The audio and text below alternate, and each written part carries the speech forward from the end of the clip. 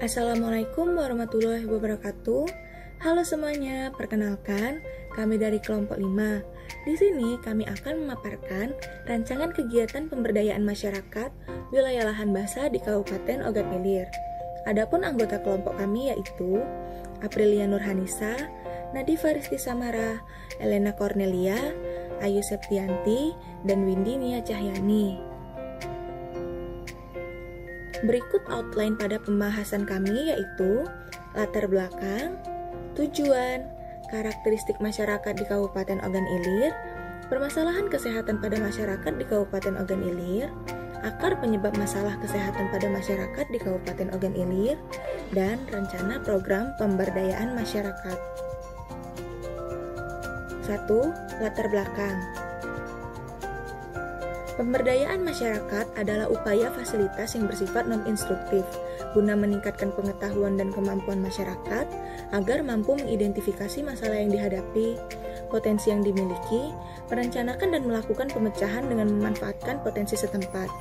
Kabupaten Ogan Ilir merupakan salah satu kabupaten yang ada di Provinsi Sumatera Selatan yang memiliki wilayah lahan basah. Pada kabupaten ini masih ditemukan permasalahan kesehatan di wilayah lahan basah, sehingga diperlukan upaya pemberdayaan untuk mengatasi permasalahan tersebut.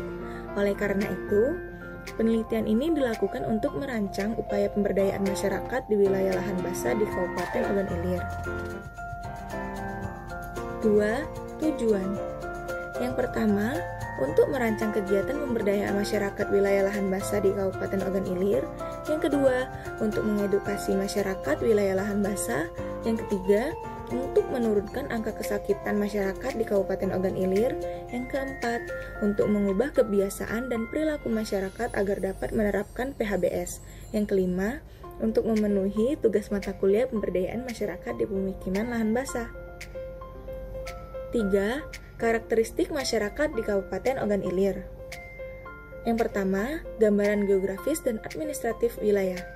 Kabupaten Ogan Ilir merupakan hasil pemekaran wilayah dari Kabupaten Ogan Komering Ilir yang dibentuk melalui Undang-Undang Nomor 37 Tahun 2003 dan diresmikan pada tanggal 7 Januari 2004. Secara keseluruhan, luas wilayah Kabupaten Ogan Ilir adalah 2.666,7 km² yang terdiri dari 65% daratan dan 35% rawa. Wilayah Kabupaten Ogan Ilir terbagi dalam 16 kecamatan dan masing-masing kecamatan terbagi atas 227 desa dan 14 kelurahan. Sedangkan setiap desa dan kelurahan dalamnya terdiri atas dusun, lingkungan, maupun rukun warga. Jarak ibu kota Kabupaten Ogan Ilir yaitu Kota Indralaya yang hanya berjarak 35 km dari ibu kota Provinsi Sumatera Selatan. Kawasan ini merupakan kawasan kabupaten yang ada di Provinsi Sumatera Selatan yang sangat strategis serta perlu dikembangkan menjadi kota metropolitan karena terdapat Universitas Sriwijaya. Secara geografis terletak di antara 3 derajat 2 menit lintang selatan sampai 3 derajat 48 menit lintang selatan dan di antara 104 derajat 20 menit bujur timur sampai 104 derajat 48 menit bujur timur. Luas wilayah 2.666,7 km² atau seluas 266.607 hektar. Ibu kota Kabupaten Ogan Ilir berada di Kecamatan Indralaya yang terletak kurang lebih 35 km dari ibu kota Provinsi Sumatera Selatan. Batas wilayah administrasi Kabupaten Ogan Ilir sebagai berikut. Sebelah utara berbatasan dengan Kabupaten Banyuasin dan Kota Palembang. Sebelah selatan berbatasan dengan Kabupaten Ogan Komering Ulu. Sebelah timur berbatasan dengan Kabupaten Ogan Komering Ilir dan Oku Timur. Sebelah barat berbatasan dengan Kabupaten Muara Enim dan Kota Prabu Mulih. Berikut gambar peta administrasi Kabupaten Ogan Ilir. Yang kedua, gambaran demografi. Penduduk merupakan salah satu modal dasar pembangunan. Karena keberhasilan pembangunan suatu daerah erat kaitannya dengan faktor kualitas sumber daya manusianya. Jumlah penduduk Kabupaten Ogan Ilir sejak pemekaran kabupaten ini hingga tahun 2020 terus bertambah hingga mencapai 416,549 jiwa. A. Jumlah penduduk dan rasio jenis kelamin di Kabupaten Ogan Ilir berdasarkan kecamatan dan jenis kelamin. Bisa dilihat pada tabel 1, yaitu jumlah penduduk menurut kecamatan dan jenis kelamin di Kabupaten Ogan Ilir tahun 2020.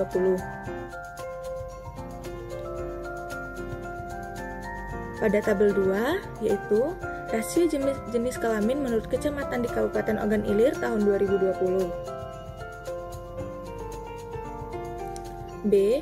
Laju pertumbuhan dan kepadatan penduduk. Pada tabel 1, laju pertumbuhan dan kepadatan penduduk tahun 2019 sampai 2020 per kecamatan dalam Kabupaten Ogan Ilir. C. Ketenaga kerjaan. Angkatan kerja adalah penduduk berumur 15 tahun ke atas yang bekerja atau punya pekerjaan, namun sementara tidak bekerja dan pengangguran. Pada tabel 1, jumlah penduduk berumur 15 tahun ke atas menurut jenis kegiatan selama seminggu dan jenis kelamin di Kabupaten Ogan Ilir tahun 2020. Berikut tabel 2, yaitu penduduk berumur 15 tahun ke atas yang bekerja selama seminggu yang lalu menurut status pekerjaan utama dan jenis kelamin di Kabupaten Ogan Ilir tahun 2019. D. Pendidikan. Sekolah dasar di Kabupaten Ogan Ilir tahun 2020 terdiri dari 265 sekolah dengan 45.157 siswa. Dengan jumlah tersebut, rasio siswa terhadap sekolah sebesar 170 siswa per sekolah. Sekolah menengah pertama sederajat di Kabupaten Ogan Ilir pada tahun 2020 terdiri dari 81 sekolah dengan 16.088 siswa. Dengan jumlah tersebut, rasio siswa terhadap sekolah sebesar 198 siswa per sekolah. Sekolah menengah atas sederajat di Kabupaten Ogan Ilir pada tahun 2020 terdiri dari 30 sekolah dengan 8.353 siswa. Dengan jumlah tersebut, rasio siswa terhadap sekolah sebesar 278 siswa per sekolah. Sekolah menengah kejuruan sederajat di Kabupaten Ogan Ilir pada tahun 2020 terdiri dari 16 sekolah dengan 6.342 siswa. Dengan jumlah tersebut, rasio siswa terhadap sekolah sebesar 396 siswa per sekolah.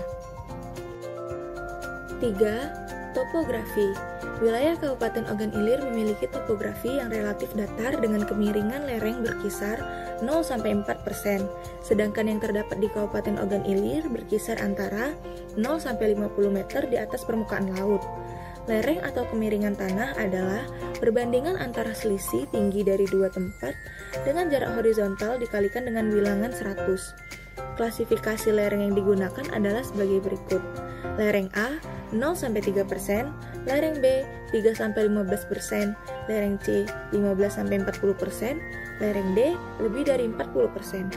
Wilayah Kabupaten Ogan Ilir sebagian besar termasuk dalam kategori lereng A yaitu 0-3% dan sebagian kecil termasuk dalam kategori lereng B yaitu 3-15%.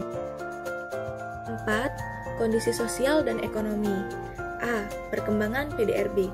Pada tahun 2010, nilai PDRB Kabupaten Ogan Ilir dengan migas atas dasar harga berlaku mencapai Rp3.738.509, pada tahun 2011 Rp4.332.348, dan pada tahun 2012 Rp5.006.584. Terlihat bahwa sekitar pertanian masih memberikan kontribusi terbesar terhadap pembentukan PDRB Kabupaten Ogan Ilir tahun 2012, yaitu sebesar 26,71% dengan migas atau 29,66% tanpa migas. B. Pertumbuhan ekonomi. Berdasarkan perhitungan PDRB atas dasar harga konstan, perekonomian Kabupaten Ogan Ilir tahun 2012 tumbuh sekitar 6,84% dengan migas dan 6,98% tanpa migas, meningkat dengan pertumbuhan di tahun sebelumnya yang mencapai 6,68% dengan migas dan 6,78% tanpa migas.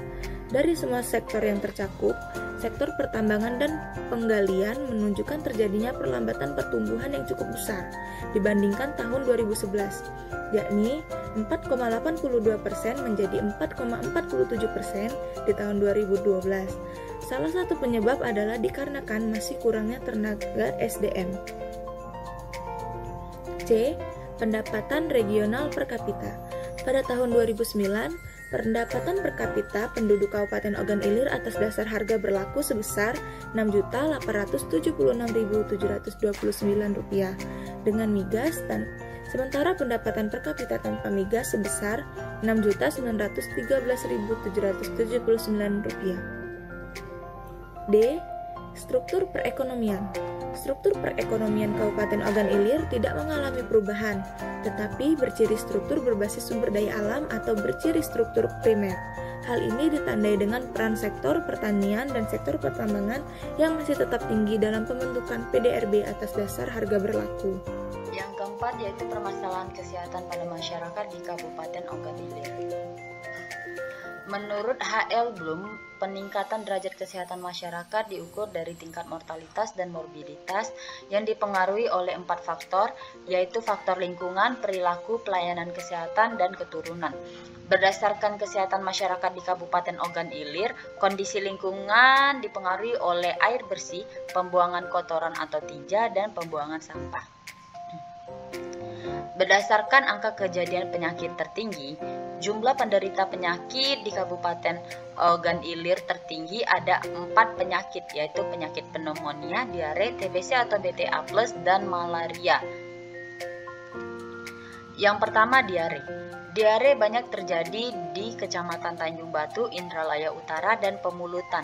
Yang diketahui bahwa 3 kecamatan ini menyebabkan diare karena adanya air tercemar oleh tinja, tidak memadainya air bersih, kekurangan sarana kebersihan, kebersihan perorangan dan lingkungan yang jelek, pengelolaan dan penyimpanan makanan tidak semestinya, dan faktor kurangnya pengetahuan oleh masyarakat.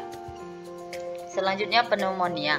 Pneumonia ini disebabkan oleh berbagai mikroorganisme yang menjadi infeksi atau peradangan akut di jaringan paru. Pneumonia tertinggi terjadi di Indralaya Utara, dengan kasus 192 jiwa. Selanjutnya ada TBC atau BTA+. TBC paru disebabkan bakteri Mycobacterium tuberculosis yang termasuk penyakit menular. Jadi berdasarkan grafik 1, capaian penemuan kasus TBC tahun 2018 hingga 2020 di Provinsi Sumsel pada Ogan Ilir di tahun 2018 sampai 2020 mengalami penurunan, yaitu dari 77 kasus menjadi 64 kasus hingga 25 kasus.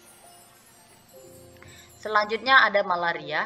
Malaria merupakan penyakit yang mengancam jiwa yang disebabkan oleh parasit protozoa genus Plasmodium dan ditularkan pada manusia oleh gigitan nyamuk Anopheles betina. Jadi berdasarkan capaian eliminasi malaria di tahun 2020 Provinsi Sumsel, terjadi capaian yang terrealisasi 100% berhasil. Selanjutnya ada masalah KIA. Yang pertama yaitu kurang gizi. Menurut RKT Dinas Kesehatan Provinsi Sumsel tahun 2019, gizi kurang banyak terjadi di Kabupaten Ogan Ilir dengan capaian sebesar 14,6%.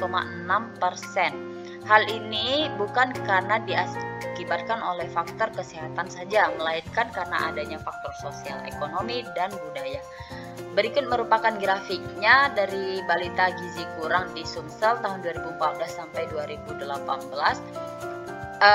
Kita dapat lihat di tahun 2014 sampai 2015 menjadi penurunan yang sangat signifikan. Sedangkan di tahun 2017 hingga 2018 terjadi statis, tidak bergerak ke atas dan tidak bergerak ke bawah dalam kasus gizi kurang di daerah ini. Selanjutnya, stunting. Stunting merupakan kondisi gagal tumbuh pada anak karena kekurangan gizi di 1000 hari pertama kehidupannya. Dapat kita lihat ini dalam grafiknya berdasarkan prevalensi stunting pada balita per kabupaten atau kota di Sumsel tahun 2014 sampai 2018. Selanjutnya ada masalah lingkungan dipengaruhi karena adanya kebakaran. Jadi berdasarkan analisis data Badan Penanggulangan Bencana Daerah Kabupaten Ogan Ilir, Desa Bakung merupakan desa dengan kebakaran terluas yaitu 114 hektar. Hal ini karena Desa Bakung ini memiliki lahan basah yang luas berupa tanah gambut dan memiliki vegetasi semak belukar. Kemudian ini ada gambar yang menunjukkan kebakaran lahan basah di Kabupaten Ogan Ilir, Provinsi Sumsel tahun 2019, yang mana kebakaran terbanyak terjadi di Indralaya Utara dengan kategori kasus 120 hingga 150 sebaran hotspot. Yang kedua dipengaruhi sanitasi. Sanitasi lingkungan merupakan faktor yang sangat penting yang harus kita perhatikan dalam penyediaan air bersih, pembuangan tinja, pengelolaan sampah, air limbah, dan pencemaran tanah. Berikut merupakan grafik persentase rumah tangga dengan akses sanitasi layak per kabupaten atau kota di Sumsel tahun 2020. Dapat dilihat sendiri. Ini diambil dari sumber seksi Kesling dan Kes Jawor Dinkes tahun 2020. Selanjutnya ada pengawasan TTU sehat atau tempat-tempat umum yang sehat. Berdasarkan grafik ini, persentase kabupaten atau kota yang melakukan pengawasan TTU di Sumsel selama 5 tahun 2014 sampai 2018 terjadi penurunan dari 86,6% menjadi 81,7%, walaupun sempat meningkat menjadi 85,2%. Yang kelima yaitu akar penyebab masalah kesehatan pada masyarakat di Kabupaten Ogan Ilir. Adapun akar penyebab masalah kesehatan pada masyarakat, yang pertama adanya gaya hidup. Jadi masyarakat di sini mungkin karena berbagai antar faktor dari faktor ekonomi, kesehatan dan lainnya sangat mempengaruhi. Seperti gaya hidup ini, masyarakat yang masih kurang sadar untuk mencari pelayanan kesehatan sebelum penyakitnya parah. Banyak masyarakat yang masih mencari pelayanan kesehatan di saat mereka sudah mengalami kesakitan parah. Hal ini diakibatkan karena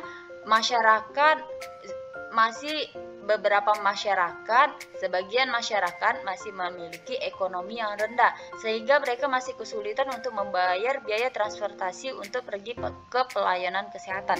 Sedangkan yang kedua ada lingkungan. Jadi pada lingkungan di sini dapat dilihat bahwa Kabupaten Ogan Ilir ini masih padat, kemudian masih adanya perilaku masyarakat yang masih membuang tinja sembarangan dan lainnya. Kemudian adanya pelayanan kesehatan. Di sini adanya pelayanan kesehatan yang jauh dari pemukiman warga sehingga hal ini menjadi penyebab masalah kesehatan di Kabupaten Ogan Ilir. Yang keenam yaitu rencana program pemberdayaan masyarakat. Jadi di sini kami membuat sebuah kegiatan yang bernama program EMTPK-LB, yaitu edukasi masyarakat terkait permasalahan kesehatan di lahan basah, yang mana ini untuk memenuhi strategi pemberdayaan masyarakat di Kabupaten Ogan Ilir, Sumatera Selatan.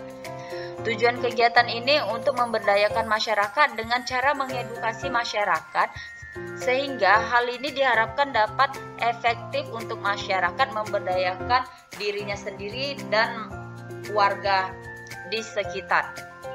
Selanjutnya sasaran kegiatan ini yaitu seluruh masyarakat Kabupaten Ogan Ilir diharapkan partisipasinya yang bertempat tinggal di wilayah lahan basah. Metode pelaksanaan kegiatan. Yang pertama yaitu perencanaan. Jadi dalam perencanaan ini diawali dengan membentuk tim, kemudian menyusun jadwal rencana, melakukan konsultasi dan koordinasi antar lintas sektor, dan menyampaikan rencana ini kepada stakeholder di daerah tersebut, sehingga adanya surat pernyataan keterangan dukungan dari stakeholder tersebut terhadap program ini. Selanjutnya adanya pelaksanaan. Pelaksana kegiatan ini diharapkan harus diikuti oleh partisipasi seluruh masyarakat Kabupaten Ogan Ilir yang bertempat tinggal di wilayah lahan basah, yang mana salah satu contoh permasalahan penyakit yang dapat kami ambil yaitu diare, sehingga kami di sini harus mengedukasi masyarakat di Ogan Ilir ini untuk dapat melakukan kebiasaan yang sehat dengan cara menerapkan mengedukasi mereka tentang PHBS dan CTPS, yang diharapkan hal ini dapat mengurangi masalah-masalah kesehatan yang ada di Kabupaten Ogan Ilir. Kemudian setelah itu kami akan melakukan evaluasi berupa pretest dan posttest pada program ini. Selanjutnya adanya pengendalian. Setelah dilakukan pelaksanaan kegiatan edukasi masyarakat dalam upaya mencegah penyakit diare, salah satunya di lahan basah dan CTPS dengan benar, selanjutnya dilakukan evaluasi yang dirancang untuk membandingkan pengetahuan masyarakat sebelum dan sesudah program ini dilaksanakan. Jadi dilakukan pretest dan posttest dalam bentuk kuesioner yang diberikan kepada masyarakat Kabupaten Ogan Ilir, yang mana sebagai peserta, sehingga untuk mengukur tingkat pengetahuan mengenai penyakit diare dan pencegahannya. Bentuk evaluasi pretest dan posttest ini diharapkan dapat meningkatkan pengetahuan, dapat kita juga mengetahui penilaian peningkatan pengetahuan masyarakat, wawasan dan pemahaman masyarakat tentang penyakit yang ada di daerah tersebut. Selanjutnya alokasi waktu. Jadi berdasarkan jadwal pelaksanaan, alokasi waktu yang akan dilakukan sebanyak 3 bulan dalam sekali. Selanjutnya alokasi dana. Alokasi dana dalam pengambilan dana dapat menggunakan dana APBD Kabupaten Ogan Ilir atau dana daerah urusan bersama. Selanjutnya alokasi SDM. SDM yang digunakan dalam program ini yaitu tenaga kesehatan di Puskesmas Kabupaten Ogan Ilir,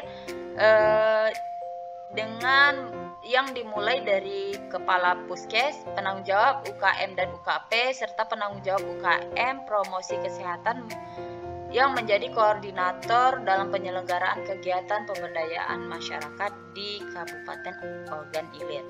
Selanjutnya sarana yang dibutuhkan ada 3, yaitu poster edukasi, fasilitas cuci tangan, dan lembar pretest dan posttest. Dari program dan masalah kesehatan di Kabupaten Ogan Ilir disimpulkan bahwa Kabupaten Ogan Ilir ini merupakan salah satu wilayah lahan basah yang berada di Provinsi Sumatera Selatan.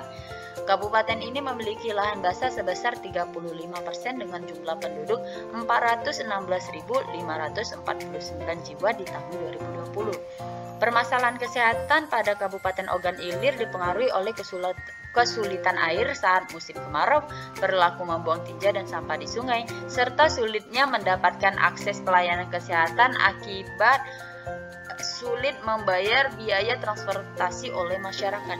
Sehingga berdasarkan data BPS tahun 2017 Kabupaten Ogan Ilir ditemukan 4 jenis penyakit tertinggi di daerah ini.